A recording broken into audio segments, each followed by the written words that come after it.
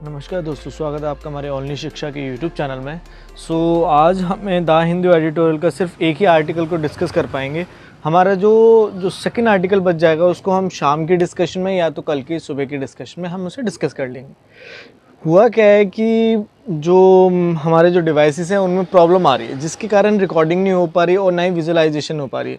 इसके लिए अभी तक सिर्फ एक ही वीडियो रिकॉर्ड हुई है और उसी को हम पब्लिश कर सकते हैं।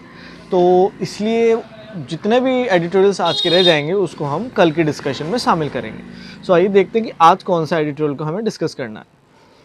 यहाँ पे जो एडिटोरियल दिया उसका नाम है nationalism and the crisis of federalism.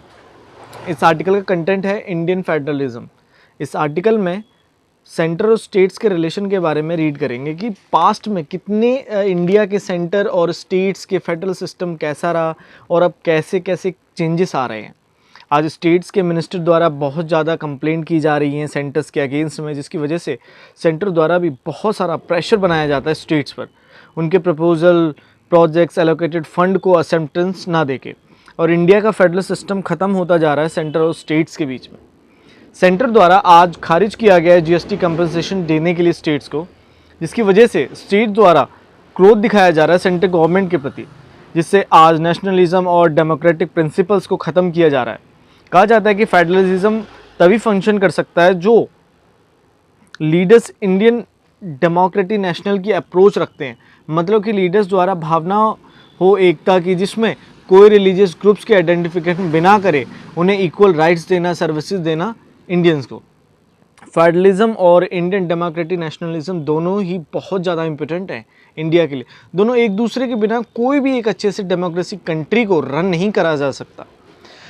हमारे पास 3 नेशनलिज्म थे पास्ट में, तो आइए उनके बारे में बात करते हैं। आगे बोला जाता है कि इंडिया में इंडिपेंडेंस प्राप्त करने से पहले इस सब कॉन्टिनेंट में 2 नेशनलिज्म डेवलप्ड हो चुके थे। इसमें पहला था कि एक कम्युनिटी जिसका एक यूनाइट कल्चर है, एक एरिया में उनके द्वारा ही सिंगल स्टेट का गठन किया जाए।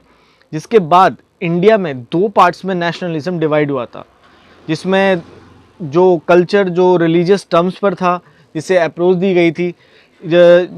दी गई थी हिंदू महासभा द्वारा और मुस्लिम लीग द्वारा।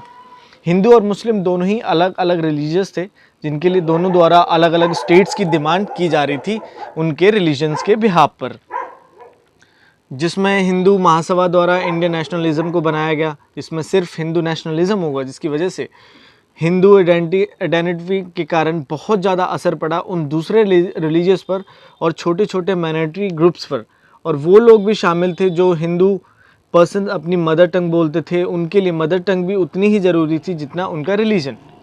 हिंदू नेशनलिस्ट में जहाँ सिर्फ हिंदू कॉन्सेप्ट हो, उसमें पास में ही तमिल और पंजाबी से ज़्यादा आइडेंटिफिकेशन दी गई थी हिंदू को।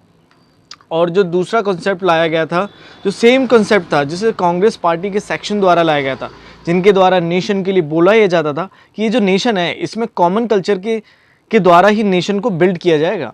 लेकिन इस कॉमन कल्चर में किसी भी ग्रुप्स के एथनिक रिलीजन के आधार पर नहीं, बल्कि उस आधार पर जहाँ पर लोग अलग अलग कल्चर के साथ एक कंट्री में रह रहे हो, जैसे इंडिया, उस आधार पर। जैसे कि इसे डिफाइन किया जाता है, जब ब्रिटिश के अगेंस्ट में स्ट्रगल कर रहा था इंडिया फ्रीडम के लिए, तो हर एक सिटीज़न द्वारा स्ट्रगल किया गया था, जहाँ पर अलग अलग कल्चर होने के बावजूद भी हम कॉमन थे इंडिया के नाम पर। और इस दूसरे नेशनलिज्म को सिविक की भी उपाधि दी गई है, जिसमें बहुत सारे ग्रुप शामिल थे, लेकिन रिलीजन के आधार पर नेशनलिज्म नहीं था। ये काफ़ी सेक्युलर थे, जिसमें हिंदू और मुस्लिम का कोई भी कॉन्सेप्ट नहीं है अलग अलग होने का। इस कॉमन कल्चर में यूनिटी की अप्रोच है, जिसमें सब एक बराबर और एक साथ हैं। एक सिविक इंडियन नेशन की आइडेंटिटी की जा सकती है, जहाँ पर बहुत सारे कल्चर का सम्मान हो, जिसमें स्मॉल ग्रुप्स को इम्पोर्टेंस दी जाए सेम बराबर, और आदिवासी पर्सन को भी राइट हो। और तीसरा नेशनलिज्म का कॉन्सेप्ट था कि कम्युनिटीज़ को न्यूरिस्ट किया गया था रीजनल कल्चर्स के द्वारा, उनके आइडेंटिटी के द्वारा, और उस आधार पर ही अपने खुद के कल्चर पर स्टेट को बनाना, जिनके द्वारा ही educational institution, legal institution, economic institution और अदर इंस्टीट्यूशन को रन करा जा रहा था। उनके द्वारा सेल्फ गवर्निंग करने का राइट था उनके पास। उनके द्वारा इंडिपेंडेंट नेशनलिज्म की भावना को शामिल नहीं किया जाता था। मीन्स कि सिर्फ एक ही रीजनल कल्चर हो उनके द्वारा कहा ही जाता था, उनके द्वारा उनके कल्चर को बढ़ावा दिया जाए अदर स्टेट्स में, और जिसमें एक अलग नेशन को बनाया जाए। कॉमन कल्चर में हमेशा अदर कल्चर के कन्फ्लिक्ट होते रहते हैं, रीजनल कल्चर के कन्फ्लिक्ट में साथ में, और उन कन्फ्लिक्ट को रोकने के लिए एक मैकेनिज़्म बनाया गया। इस कॉन्सेप्ट को मास नेशनलिज्म कहते हैं, जिसमें सब एक साथ होंगे, जहां पर एक फेडरलिज्म बनाया जाता है। आगे बोला जाता है कि इंडिया के पास ये तीनों कॉन्सेप्ट थे नेशनलिज्म के लिए 1930 में पॉलिटिकल पार्टीज़ के लिए इंडिया में, लेकिन 1940 में जो कोलेसेंट नेशनलिज्म एक साथ कमिंग टुगेदर की अप्रोच थी, जिसमें वह ख़त्म सी हो गई थी शुरुआती नेशनलिज्म से। इंडिया के पार्टीशन होने के बाद इंडिया द्वारा एथनो रिलीजन्स के आधार पर इंडिया को बनाया जाए, उस नेशनलिज्म के कॉन्सेप्ट को ख़त्म कर दिया गया था। लेकिन जो उस समय पॉलिटिकल लीडर्स थे, जिनके द्वारा चिंता जताई जा रही थी कि अगर भविष्य में शायद दोबारा से इंडिया के पार्टीशन ना हो, उन स्मॉल ग्रुप्स के आइडेंटिफिकेशन के लिए जवाहरलाल नेहरू द्वारा इस पर काफ़ी ज़्यादा चिंता दिखाई गई थी। अगर गवर्नमेंट का स्ट्रक्चर, अगर पॉलिटिकल लीडर्स के बोली जाने वाली भाषा ग्रुप्स को अगर ज़्यादा बढ़ावा दिया जाएगा, तो शायद जिससे आने वाले समय में पॉलिटिशियंस द्वारा उनके लैंग्वेज, उनके ग्रुप्स के आधार पर ही ज़्यादा अटेंशन होगी, जिससे लोगों के हित में कार्य नहीं किए जा सकेंगे। और टेंशन उनकी यही थी कि अगर गवर्नमेंट का गठन और गवर्नमेंट का फोकस ज़्यादा एक ही रिलीजन पर रहा, जिससे दूसरी अन्य प्रजातियों को आइडेंटिफाई नहीं किया जा सकेगा, और उसकी वजह से रिलीजन के बीच में वॉयलेंस हो सकता है, और जो शायद सेपरेशन को की तरफ लेकर जाएगा, जिससे भारत ख़त्म होता चला जाएगा। 1950 में इंडिया द्वारा कॉन्स्टिट्यूशन को अडॉप्ट किया गया। इन सब प्रॉब्लम्स के लिए इस कॉन्स्टिट्यूशन से इंडिया द्वारा यूनिटरी एकता, civics nationalism means liberal nationalism की आइडियोलॉजी को एक्सेप्ट किया गया था। Civil nationalism means liberal nationalism की आइडियोलॉजी को एक्सेप्ट किया गया था ऑफिशियली। पर भारत की गवर्नमेंट के लिए फेडरल गवर्नमेंट के कॉन्सेप्ट को लाया गया, जिसमें जो स्टेट्स गवर्नमेंट को बनाया जाता है स्टेट्स में इलेक्शन द्वारा, ना कि एथिकल ग्राउंड्स पर और ना कि ग्रुप्स के कल्चर पर। इस कॉन्स्टिट्यूशन से इंडिया की यूनिटी और सिक्योरिटी की नींव को बनाया गया, जिससे इन फ्यूचर में कोई विवाद ना हो। भारत में यूनिटरी की एकता को सेंट्रल स्टेट के आइडियोलॉजी पर रिस्टोर्ड किया गया था, जिससे कोलेसेंट नेशनलिज्म एक साथ आने के नेशनलिज्म को ज़्यादा इन्फ्लुएंस किया गया था। इसमें मल्टी कल्चर फेडरेशन को हटा दिया गया था। आगे बोला जाता है कि आगे उन लैंग्वेजेस बेस्ड प्रोविंसेस के जो इंडियन नेशन के कॉन्सेप्ट से अलग अलग थे, जिसके लिए एक स्पेशल कमीशन को बनाया गया था। नेहरू और कमेटीज़ द्वारा कमीशन की रिकमेंडेशन को स्वीकार किया गया था।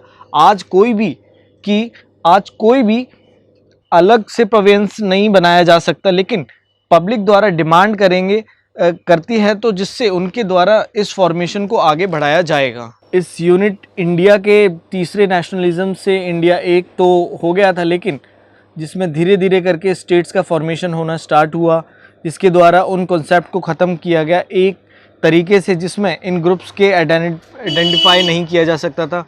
एक लार्ज सिविक आइडेंटिफिकेशन में इंडियन डेमोक्रेटिक स्टेट को फोर्स किया गया, ख़त्म करो इस मास पॉलिटिक्स को, जिसमें ऑटोनॉमी के लिए डिमांड की गई, पॉलिटिकल पावर शेयर करने के लिए डिमांड की गई रीजनल लीडर्स द्वारा। उस रीजन के इस स्टेट्स को बनाने के इशू पर बहुत ज़्यादा प्रोटेस्ट हुआ, सेंट्रल स्टेट को बहुत फोर्स किया गया। इसके बाद 1953 में तेलुगु बोलने वाले पर्सन्स के लिए स्टेट ऑफ आंध्रा को क्रिएट किया गया। उसके बाद ही कमीशन को दोबारा बैठाया गया स्टेट्स के निर्माण के लिए उनके लैंग्वेजेस के आधार पर। उन कमेटीज़ द्वारा उन स्टेट्स के क्रिएशन के साथ साथ सेल्फ गवर्निंग स्टेट के कॉन्सेप्ट को लाया गया, जिसमें सभी लिंग्विस्टिक लैंग्वेजेस वाले ग्रुप्स की देखरेख उन स्टेट्स की गवर्नमेंट द्वारा ही की जाएगी। जिसके बाद एडमिनिस्ट्रेशन का कार्यकाल भी इम्प्रूव हुआ, डेमोक्रेसी की लीड अच्छे से हुई, जिससे उन छोटे छोटे ग्रुप्स की प्रॉब्लम्स को एड्रेस किया गया, जिनको ज़्यादातर डर लगता था कि बड़े ग्रुप्स द्वारा दबाने का। इस फेडरलिज्म सिस्टम से लैंग्वेजेस के आधार पर जिन ग्रुप्स की मेजॉरिटी होती थी, जिनसे सिर्फ कॉन्फ्लिक्ट बढ़ता था, इस मेजॉरिटी को ख़त्म किया गया, क्योंकि एक रीजन में ज़्यादा पावरफुल लैंग्वेज ग्रुप को थोड़ी अब उस स्टेट के लिए गवर्नमेंट बनाने दी जाती थी, जिससे स्ट्रेंथ आई इंडिया के नेशनलिज्म में। लेकिन सिर्फ कोलेसेंट नेशनलिज्म द्वारा ही क्लेम किया गया यूनिटी और दूसरे सेंटर्स को और दूसरे कल्चर को बराबर के राइट देने में, जिससे डेमोक्रेसी और मजबूत हुई। इसमें डिस्प्यूट को रिजॉल्व किया जाने लगा और अच्छे से। उसके बाद से कमेटीज़ की जो रिकमेंडेशन दी गई स्टेट को रीऑर्गेनाइज करने के लिए 1956 में, जिसमें बॉम्बे को 2 पार्ट्स में डिवाइड किया गया, महाराष्ट्र और गुजरात में 1966 में हरियाणा को सेपरेट किया गया पंजाब से, और जिसे इंडिपेंडेंट स्टेट बनाया गया। उसके बाद अन्य स्टेट्स को बनाया गया, जैसे अरुणाचल प्रदेश, मिज़ोरम, झारखंड, छत्तीसगढ़ और उत्तराखंड को इंडिया धीरे धीरे करके स्टेट्स में बनता जा रहा था, जहाँ पर पहले होल्डिंग टुगेदर के बाद कमिंग टुगेदर फॉर्म बनी फेडरलिज्म की। उस समय में जो स्टेट की रीजनल पार्टीज थी वो बहुत मजबूत हुआ करती थी, जैसे आज भी है। कह सकते हैं कि भारत की गवर्नमेंट सिस्टम में बहुत सारी रीजनल पार्टीज का पार्टिसिपेशन था, और दूसरी साइड जहां पर सेल्फ गवर्नमेंट सिस्टम था। इंडिया फेडरलिज्म को लाने से सेंट्रल गवर्नमेंट और स्टेट गवर्नमेंट के रिलेशन में आने वाले डिफरेंसेस को खत्म किया गया था। इस फेडरलिज्म से हर स्टेट को इक्वल ट्रीटमेंट दिया जाने लगा, जिसमें उन स्टेट की रिक्वायरमेंट को फुलफिल किया गया सेंट्रल स्टेट्स द्वारा। अंत में बोला जाता है कि नेशनलिज्म के थर्ड कोलिसेंट नेशनलिज्म से इंडिया के नेशनलिज्म में काफ़ी अच्छे से सर्व्ड किया है, जिससे हर ग्रुप के लोगों को इक्वल ट्रीटमेंट दिया गया इंडिया में। लेकिन यह भी सच है कि इस नेशनलिज्म से इंडिया के नॉर्थ ईस्ट बॉर्डर एरियाज़ पर और कश्मीर पर इस नेशनलिज्म का कोई बेनिफिट नहीं हुआ। उन स्टेट्स की प्रॉब्लम्स को सॉल्व नहीं किया जा सकता, और ज़्यादा ध्यान देते तो ना कि वहाँ पर कोलिसेंट नेशनल को त्याग ही दिया गया था। कितने साल तक कश्मीर को अलग रखा गया इंडिया से। तो कह सकते हैं कि पास्ट में इंडिया के सेंट्रल गवर्नमेंट के स्तर पर कह सकते हैं कि अगर सेंट्रल गवर्नमेंट द्वारा स्टेट को ना दबाने की भावना हो, रीजनल स्टेट्स की पार्टीज और पीपल को इक्वल रिस्पेक्टेड ट्रीटमेंट दिया जाए, तो शायद जिससे पॉलिटिकल गवर्नेंस वर्क अच्छे से इन्फ्लुएंस किया जा सकता है। लेकिन जब रीजनल स्टेट्स को डिसरिस्पेक्टेड किया जाता है, डेमोक्रेटिक फंक्शंस को जब त्याग दिया जाता है, जिससे और ज़्यादा विवाद बढ़ जाता है उन एरियाज़ में, और जिससे इंस्टेबिलिटी आ जाती है उन रीजन्स में, जिससे गवर्नमेंट के फेडरलिज्म सिस्टम पर काफ़ी ज़्यादा खतरा आ जाता है, जिससे डेमोक्रेसी कम हो जाती है और इंडियन नेशनलिज्म नष्ट होना स्टार्ट हो जाता है।